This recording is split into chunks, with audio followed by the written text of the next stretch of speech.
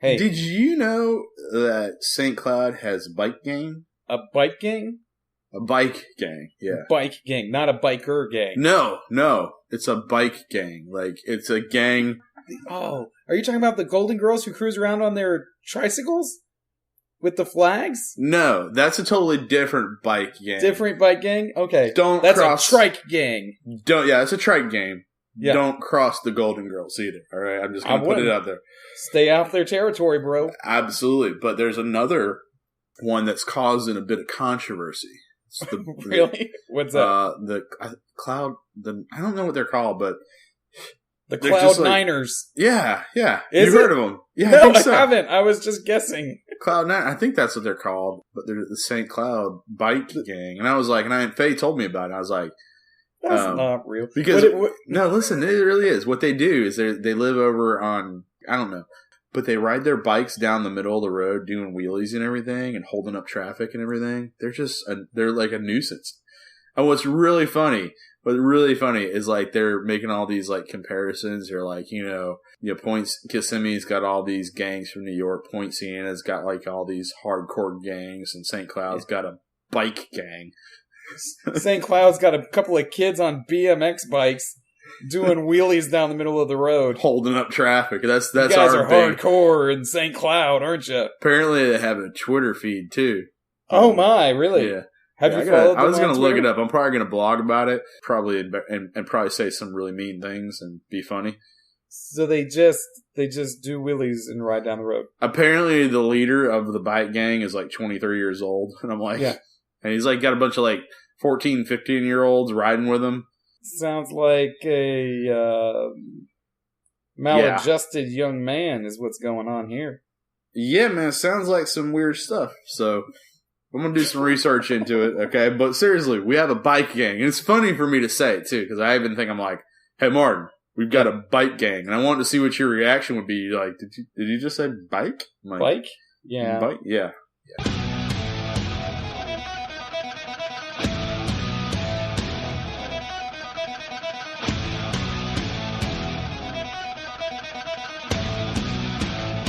Welcome to the show, everyone. That's right. It's your two favorite facially blessed individuals aiming to misbehave on this great, great day. It's the goats of podcasting, the two bearded preachers, here for your listening enjoyment. Justin, do you know what I enjoy listening to? What? Bongos. Bongos are the instrument. The bongo drums are the instrument of choice. The bongo drums are where it's at. If I could have bongo drums in every worship service and every casual song that I just listen to driving down the road, I would be happy. Well, you got to be careful with them bongo drums, Martin. You know why, right? Why? Why is that? Because it's guaranteed to run people out of your church. Fact. Oh. Well, running people out of the church is something that I enjoy doing. That's sort of like my thing. That's my thing. Yeah. Apparently, I am a preacher. Apparently, that's what preachers do. Right, run them out. It's not a bring them in kind of scenario. It's a get them out of here. So whoa! Are you guys coming to church? No, not anymore. You're not. Bongo drums. Bongo. They repel all the members. It's great. Fantastic. We had interviews today to replace Miss Ann. Oh, I thought you weren't replacing her. I'm trying not to. She's unreplaceable, but what are you going to do? Wait, I mean, is it unreplaceable or irreplaceable? Both. Okay. Both un and ir. You can't do it, and you couldn't do it. So and you shouldn't. And you shouldn't, but we're going to try to anyway. Okay. So we interviewed 3 people. It was pretty funny. It's got to be awkward going to a church and interviewing for a job. That's just got to be weird. Oh, yeah. For like a part-time gig or something like that. Mm-hmm. We had these folks come in, and it was me and our chairman of the board and the vice chair. And we just sort of go down the line, and we all had a mess of questions that we asked, and we tried not to overlap each other too much. We're going through it, all sorts of different nonsense. And I had 6 questions, and 2 of them were like easy ones, but my other ones were always just throw them off base. Yeah. So I had 4 questions just to sort of make you a little uncomfortable and throw you off, and it wasn't too bad. I don't know. I just don't like interviewing people. Not for a job. But a question. I want to hire everybody. Or nobody. Yeah. Oh, I understand that. Yeah. I don't like doing either. I'm horrible with interviewing people. Because Yeah. I'm not, like, really nice. Mm-hmm. I literally told this kid, back when we first hired a youth minister, after the first youth minister we hired after me. Yeah. I literally looked at a kid and I go, man, you and I ain't gonna work together. I just said, I go, it's not happening, fella. not happening, I don't like dude. your face. He's like, no, I think we would work well together. I'm like, I don't. And I think we would work horribly together. It takes two to tango, and I ain't dancing. I don't want to dance. You're buddy. out of luck. I don't want to dance. And so, yeah. Why didn't you want to hire the guy? Did you just get a bad vibe? Yeah. He was a name dropper. He just was like, I can see how that wouldn't be good for you. Oh, I know so-and-so, and I know so-and-so, and blah, blah, blah, blah, and I met this guy, and we're good. I'm good friends, and I'm following so-and-so on Twitter, and I was like, I don't care, dude. I really don't care. He didn't check up on you, did he?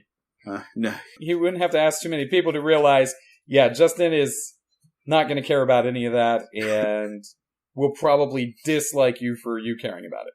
Yeah. Just sort of the that's a good point, because that's my person. I don't care who you know or like, and I'm like, it's kind of, I mean, who you like. Like, if you're telling me, if I ask you, like, hey, what preachers do you listen to? Who do you, what's your preacher's name and everything, or where, which ones do you listen to? If it's like a teaching thing, that's one thing, but don't go telling me, bragging about, who you know and everything, because I just think that's stupid.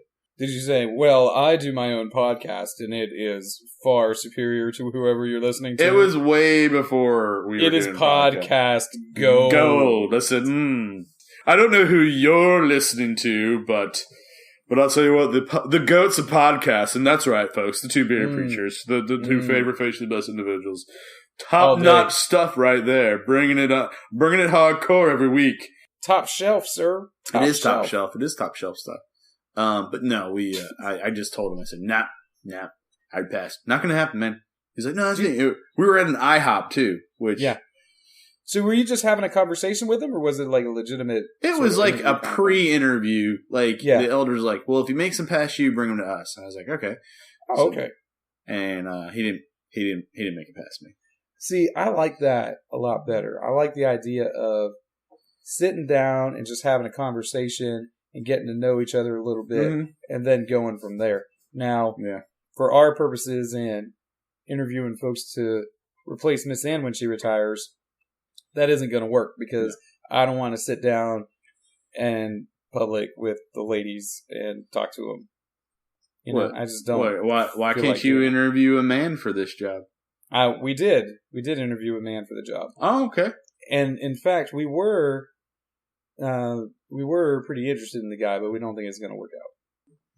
Then the next person comes in. It's a younger lady. And I'm just like, man, I really enjoy working with Anne, who is 69 years old.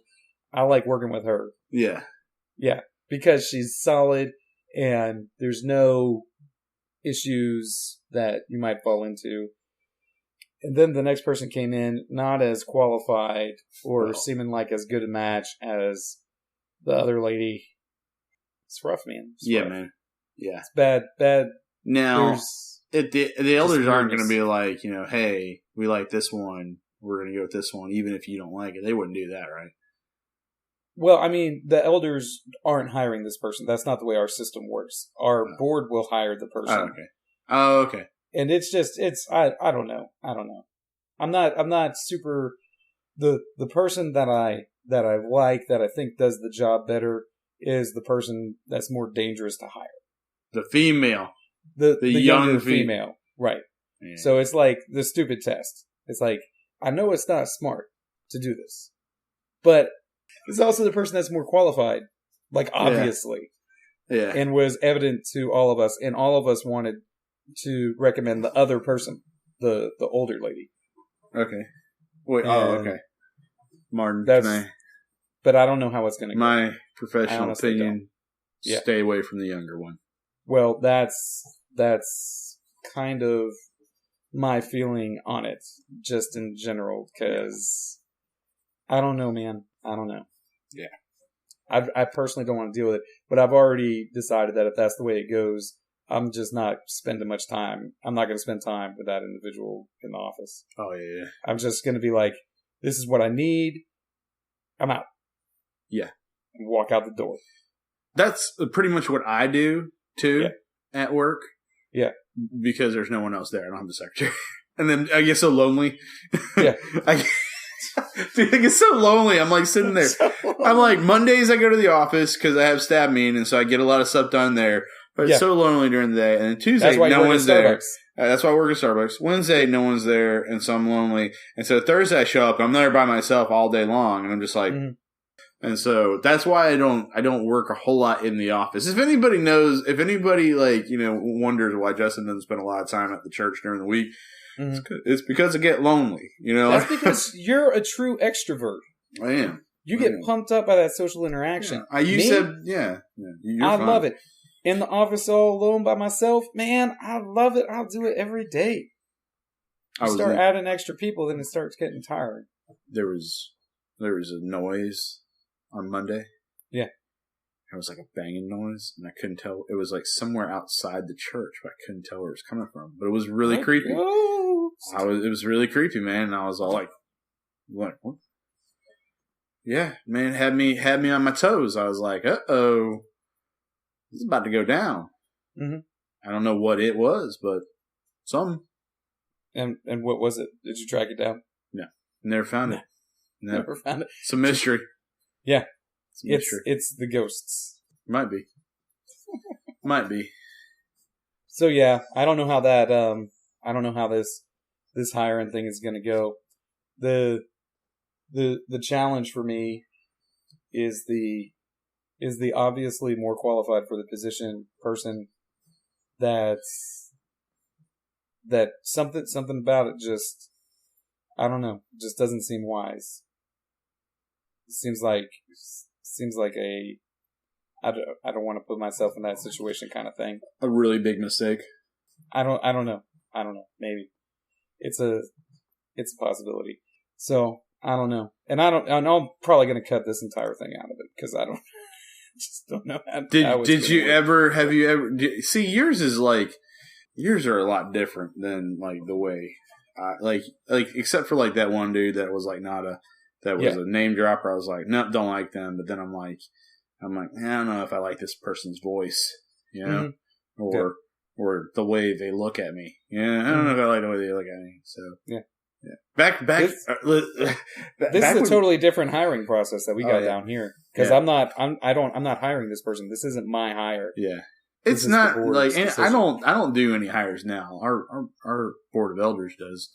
Yeah, I like that better. Final say of it, but we're kind of that's what we do it now. So, but I always bring suggestions and things like that. Well, and you should. Yeah. I remember we were interviewing back when Bryce was still on staff and Dana was there. It was way back when I wasn't even the preacher. We were looking for a children's director, and we were interviewing this girl at the Catfish place. We had lunch with her, like all four of us. Yes, Catfish place. I hate that place so much. All day, love it. Fried stuff with cheese. Nope. And we were interviewing this girl at the Catfish place. Turtle. Did she order the turtle? No, I don't know. That was your first thing. If she ordered the turtle, then you'd be like, let's hire her. We talked to this girl for over 2 hours. Dude, that's a long time. Yeah, and you still didn't get no turtles. And I sat there, and like after we were done, and they were like, the lead guy at the time was like, "All right, well, what do we think, guys?" It was long. It was like 3 hours, I think. That's insane. It was insane. But a lot of it was like getting to know, talk. It wasn't like straight interview stuff. 3 hours. Yeah, but listen, like we get done, and I was like, I don't like her. It's like I don't think she'll, because it was her personality. It would not have like mixed well with our church, with our staff, I don't think her personality was going to mesh well, and I wasn't too impressed with she didn't have a whole lot of experience with children's ministry, and I was like, But she was dropping names. No, she wasn't dropping names. She didn't drop names. well, do you know this children's minister? And so well, I just know go, them. I go, other people I don't as like well. her. I don't like her.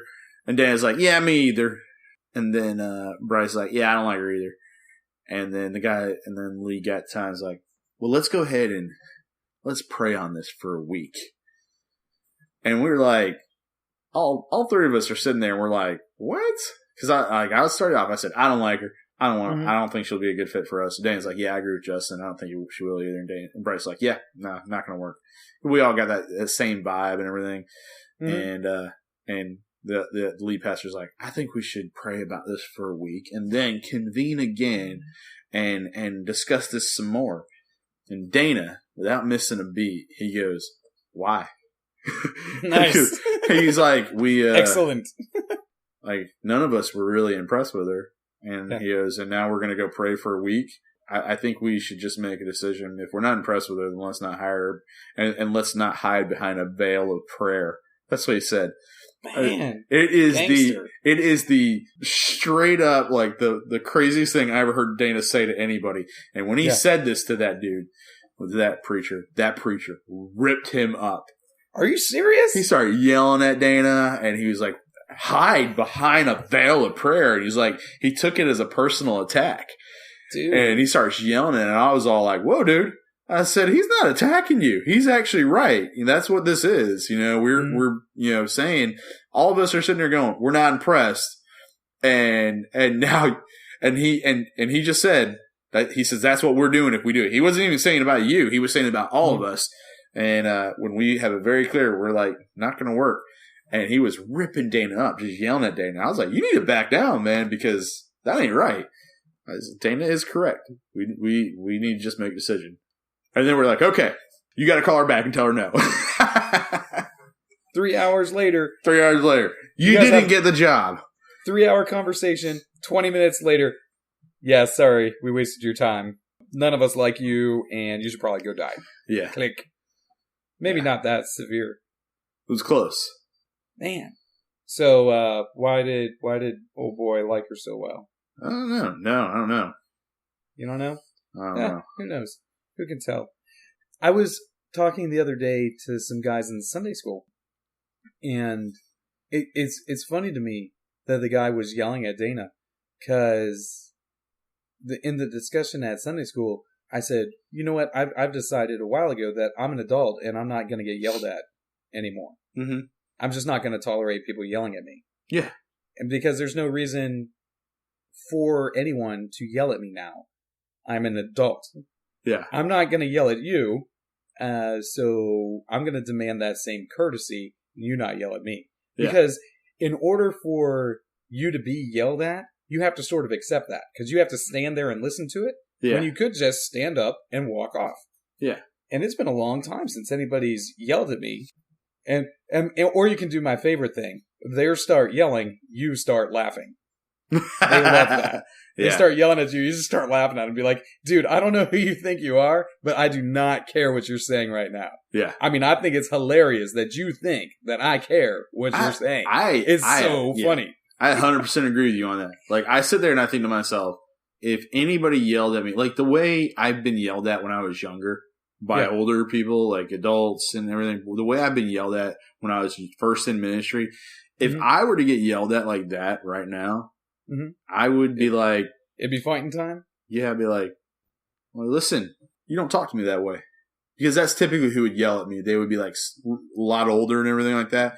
Yeah. But I would just be like, listen, you don't talk to me that way. I said, we're both grown adults and everything, and we don't communicate this way. That's what I would say. You know? Yeah. Because I remember getting yelled at in public by people, like screaming at me. Yeah, yeah. And like I told you about that one time when Dana and I were at Fat Boys, and this lady comes up to me, she puts her finger right in my face. She starts yelling and screaming at me in the middle of Fat Boys, saying that I am ruining her church and everything because of all the music that I have been introducing, and I don't do hymns anymore. And you are obviously evil. Yeah. I've been meaning to say something about it, but... She was telling me how this was back before I was the preacher. I was the youth minister at the time, and she was yelling at me like I was the worship leader Yeah. And Dana was sitting across the way there, and she just screaming at me that I'm messing up the music, and that I'm not doing enough hymns, and I'm bringing all this music she doesn't know. She hates my guitar and all this stuff. And I go, she hates your guitar. Yeah. And I just sat there and I took it all. Did your guitar gently weep? Huh? And so I go, and then I tried to say something. I tried to stop her, like at the very beginning, and she's like, "I'm not done with you yet. You listen here." And I'm like, walk right out, man. I'd be like, I'm not being yelled at by you. Nowadays, I would do that, but you're not my mother. Well, you know what I would have said? You're not my boss. I would have said this. I would have said, "Will you please excuse me while I enjoy my lunch?" That's what I would say now. I said, "You got an issue. You can come talk to me as a grown person nicely." All right. But I was young. I didn't know what to do. And so she's screaming at me and she's like, "I'm not finished with you." Yeah. She's waving her finger. Not that finger, Martin, not that finger. She's like right in my face. And I'm just sitting there and I'm trying to get a word in. She's like, "Don't you interrupt me." And I'm like, all right, keep going.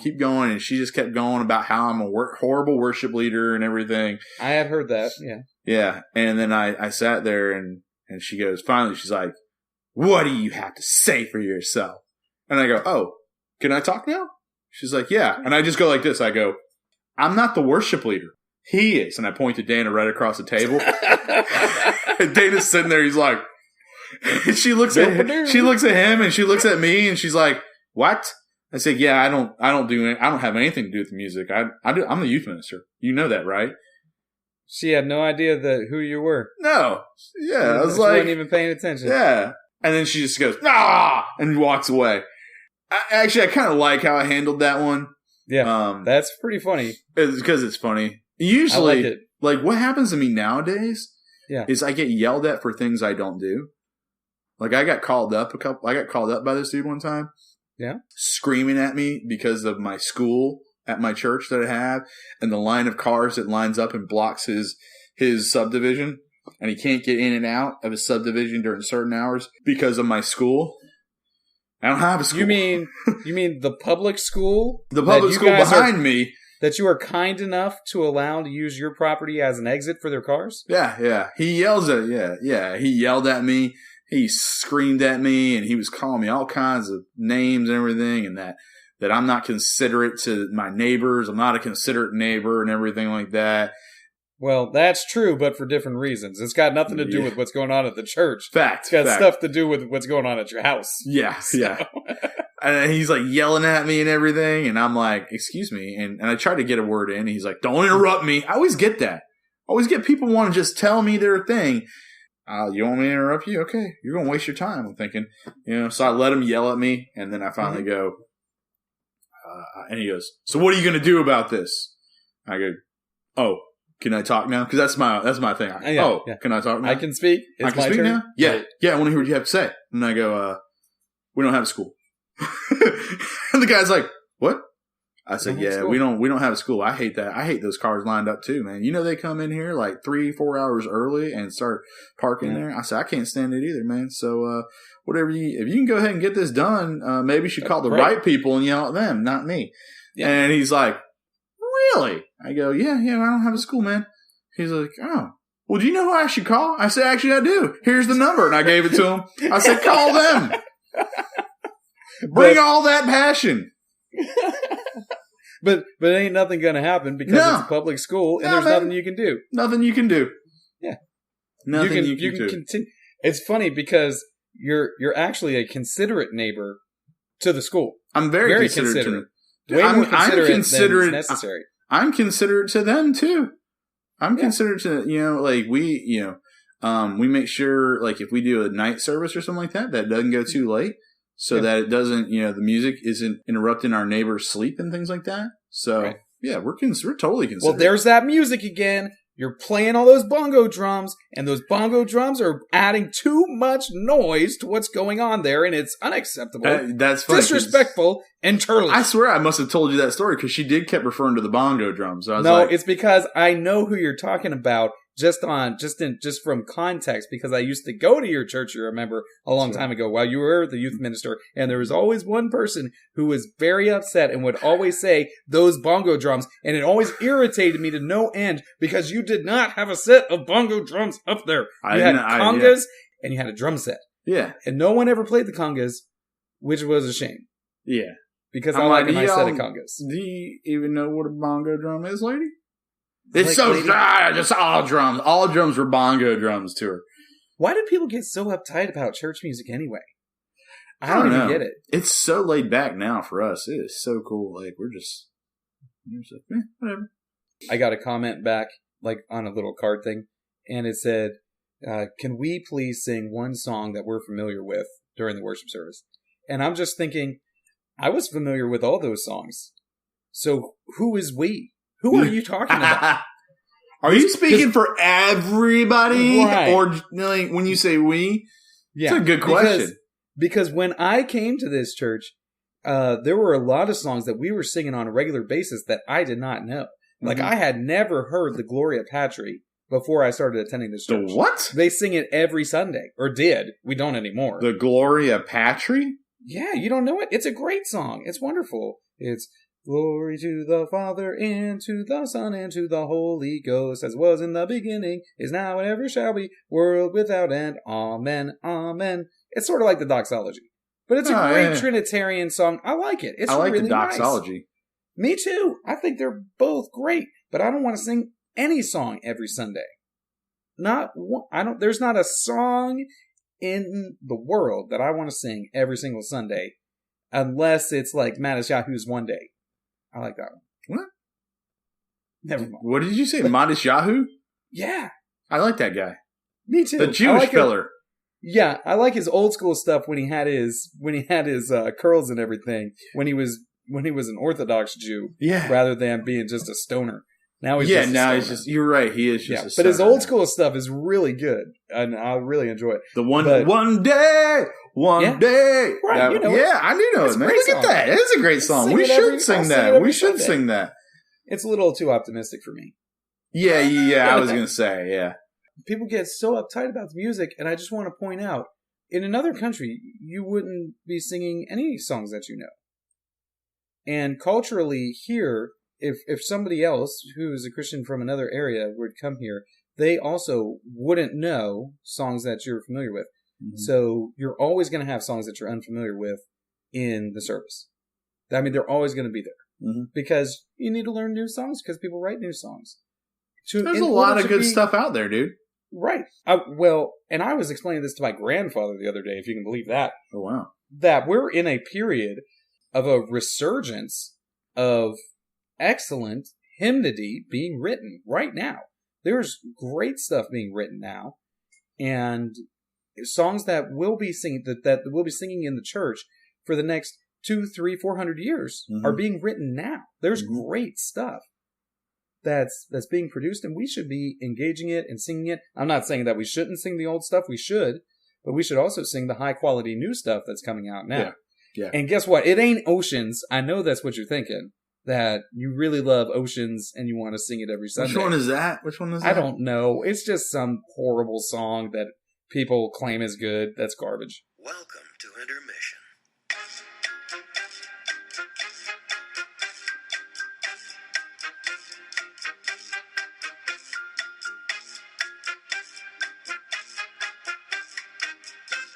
Yeah, intermission.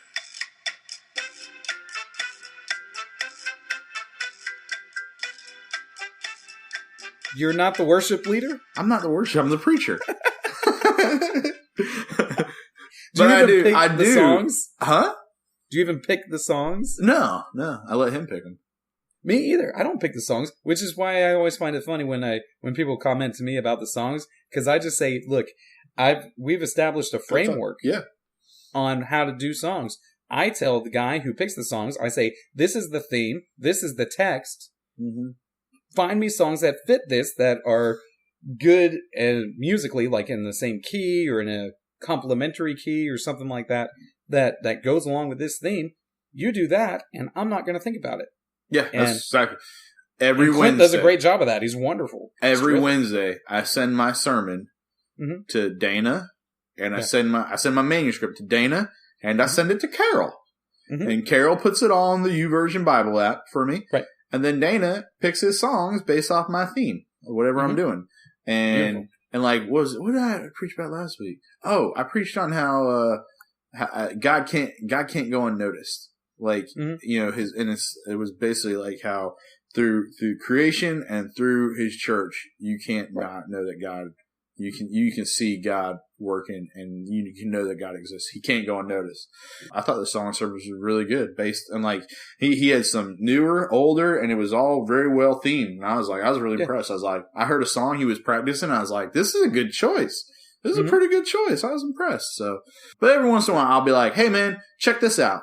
And I'll send him a song that way, and it'll end up popping in. And if I ever ask or say, hey, can you guys do this song for this day? He'll do it, you know.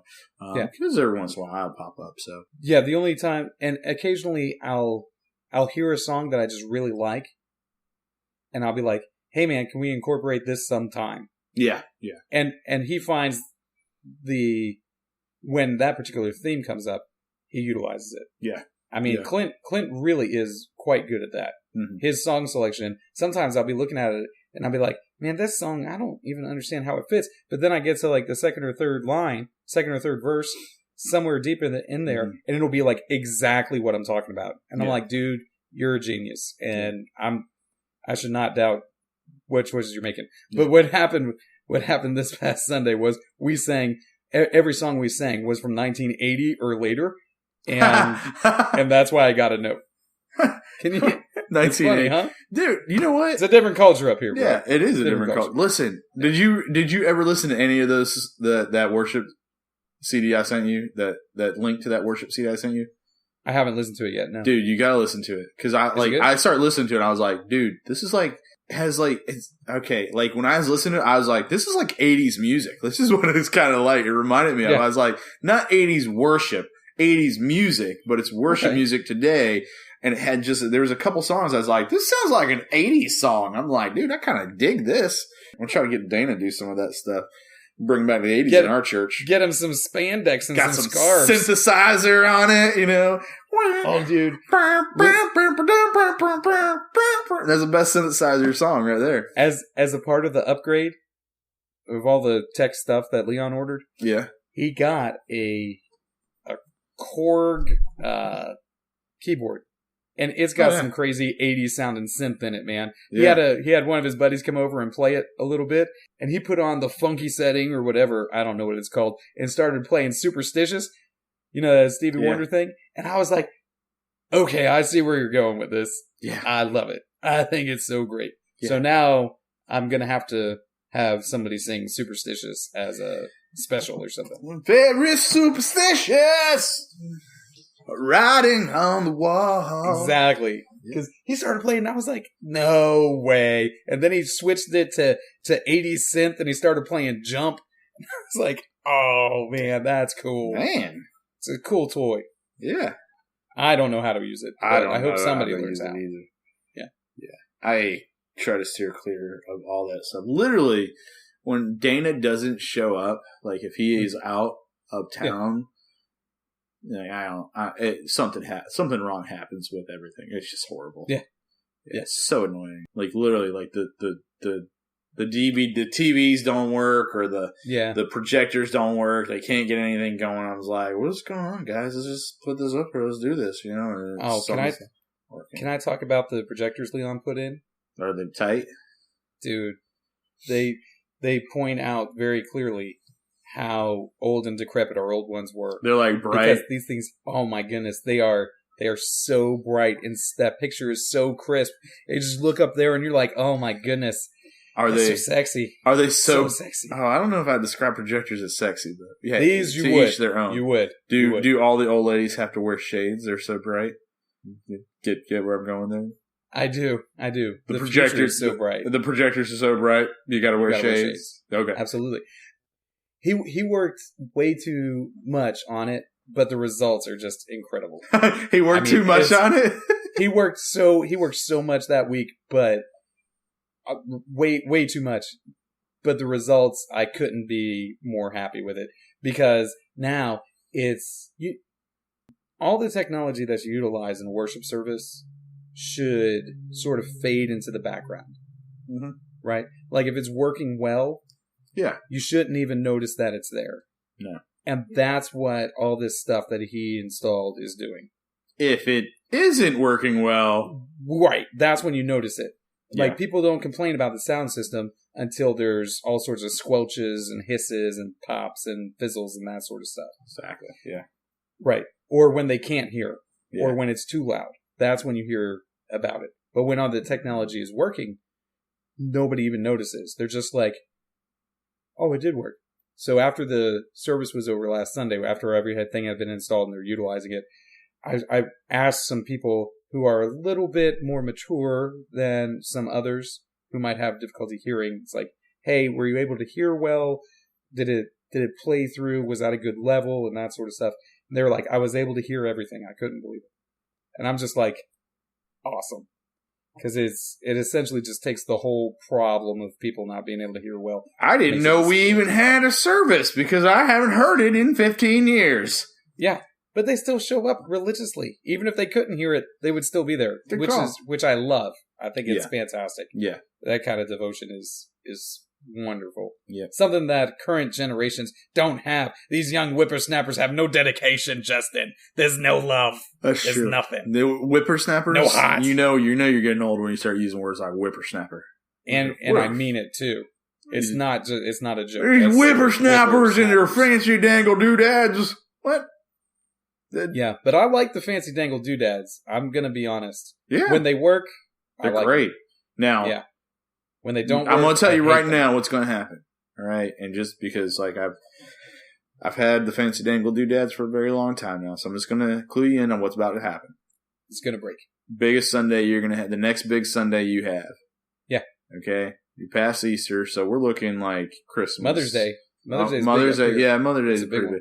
big. Okay, so that's this week. Yeah, it's not gonna work. Chances are something's going to go out. Screens are going to go out, like right in the middle of the song service and everything. Or, it's just going to be something like that's going to happen. Hey, you want to know what never goes out? Is a hymnal. It never goes out. It always works. It's right there. That's true. Always works. That's true. That's why you wretches with your filthy screens and your fancy bongo drums. Your fancy you're never gonna be able bongo to drums and your screens and everything like that. Can't believe it. You're going to hell. You're going to hell is what you're doing. You're ruining the church, I am. With your guitar and everything, you're bringing that guitar out. I'm like, ma'am, I'm not the worship leader. I'm the youth minister. That sounds suspiciously like your V voice. Was it your own mother yelling at you about this? No. Did V come up to you and start screaming at you at the Fat Boys? Nah. Mistaking you for Dana? No, not at all. Not at all. That is my V voice, though. That is my mom voice. I do that one, but I do that. Listen here. Those bongo drums are ruining the church. Your bongo drums are ruining the church. Do you know that? I do not. Hey, let me tell you something. I have never heard a single piece of music that was not improved by bongo drums. The fact is that you guys were not using bongo drums, and that was a problem. Yeah. Had you added bongo drums, it would have been a benefit to all involved. I did tell Dana at the time, I'm like, listen, she keeps calling them bongo drums. We're going to have to get them eventually, okay? Because she hates them so much, we should just go find some bongo drums. And he's like, that's a good idea. That was a good idea. I know. I'm like, I'm full of these. Now that I think about it, I think it was after I had joined the army and then come back from basic training that she had left. Mm-hmm. That she was gone. Mm-hmm. Did you chase her off because of the bongo drums? Did you bring in bongo drums and that was the last straw? No. Did you play a didgeridoo, ruining the church forever? Yeah. Worship didgeridoo is the future. It is the future. Everybody knows that. Done. No, she, when did she? Yeah, she left after, but she didn't go anywhere else. So Oh, that's sad. It is. Yeah, I don't like that. I'm like, and I invited her back. I took her communion many times. I visited her in her home, nice. As the preacher. I would go there many times to visit her and everything like that. When I became preacher, I did all that stuff. Helped her on her house and everything. Like helped fix a piece of her roof during a storm. I did that one time too. Hurricanes and stuff. Yeah, I'd done all that stuff too. So like I didn't like run her off or anything like that. She ran off. That's basically what happened. You run off, and so. But then she actually passed away this last year. Oh, yeah, she died. I'm sorry to hear that. So I didn't hear about it because she didn't. She pulled away from everybody, and she was because she was really grumpy. She was really grumpy, Yeah. And she pulled away from it. And I didn't hear about it till like 3 weeks after she passed away. So. And then everybody else, and I heard it from one of the elders, like, "Hey, did you know this?" I was like, "Did not know that." So, yeah. Well, isn't that usually how it happens? Like, I don't know of... I cannot think of a single occurrence where a preacher that I'm aware of deliberately ran somebody off. Like, I cannot think of a single time of all the people that I've known in ministry of intentionally trying to get somebody to leave. It's always been a person gets upset. They can't find a way to reconcile, and then the person decides to go. But that's just been my experience. I mean, maybe I'm off base. I don't know. Well, I mean, everybody let's just clarify this. There are certain people out there that think like when a preacher comes in, a new preacher comes in, they get in with their eldership or staff, they get them all together and they sit there and they're like, okay, what can we do to tick people off and get them to leave? Like, all right, ideas, ready, go. Oh, we could change the music. Let's go ahead and paint the wall a different color that nobody likes. Let's go ahead and cancel this program and that program. What can we do? And I'm like, good. Bob, way to go there. That's a great idea. Susan, you're on point with that one. Have you considered removing the pulpit? Yeah. Oh, good Getting job. rid of the communion table, maybe? Hey, maybe you should untuck your shirt. Untuck your shirt every Sunday and don't you dare wear a tie and we'll run them right out of town because that's what us preachers do. Jeans? Yeah, put on skinny jeans. We all know that will just get people that will guarantee people to leave and you would have succeeded in running them out of the church because that's what we do. We sit there and come up with ideas on how to run people out of the church. What? Give me a break. Yeah, I get so tired of that. It's also like the I've heard this a lot. The idea of addition by subtraction. Have you heard of that? Yeah. Where some people need to leave the congregation because they're holding it up and this and that and the other thing. Uh-huh. Wouldn't it be better to win over the people who disagree with you on methodology? I agree with you on that to an extent. Yeah. Because I've seen both. Like, I've seen where, like, you win somebody over and everything. Mm-hmm. But then I've seen people that are just so negative and so stubborn, like, just so filled with pride. Like, it was impossible to ever please. Yeah. And, I've had people that were so full of, like, no, this is how it has to be. It has to be this way, and you couldn't come to a pass. Like, and here's the thing: like, I had an individual who was just so upset because we didn't have a certain program, and then I said, well, all right, we'll do this, and so I literally said we can have this program. And I brought this program back for her to do, let her do it, okay. Mm-hmm.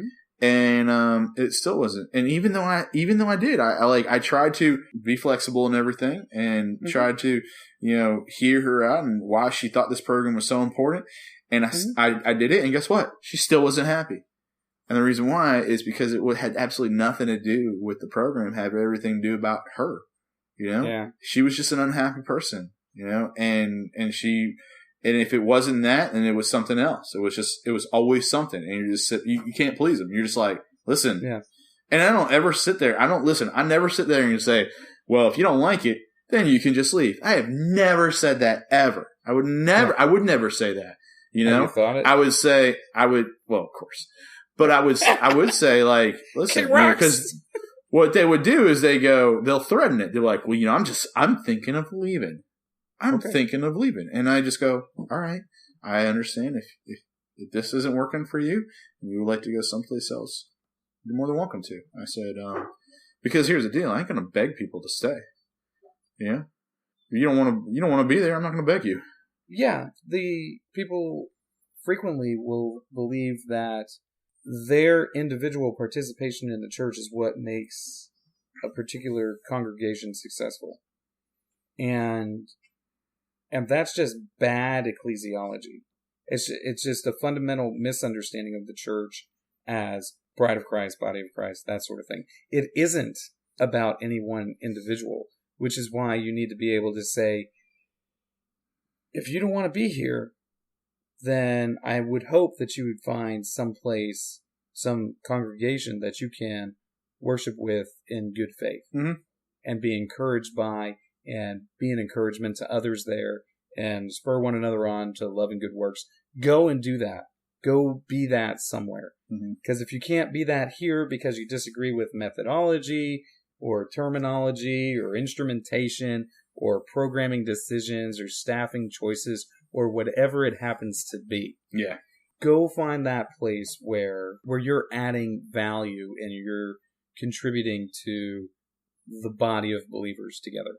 Go find that place. It might not be where you happen to be sitting at the moment. And it might not be where you had value, where you were adding value in the past. Yeah. That's the hard part, is seeing that any organization, including the church, is going to be going through changes continually. A lot of people can't handle that. They can't hang.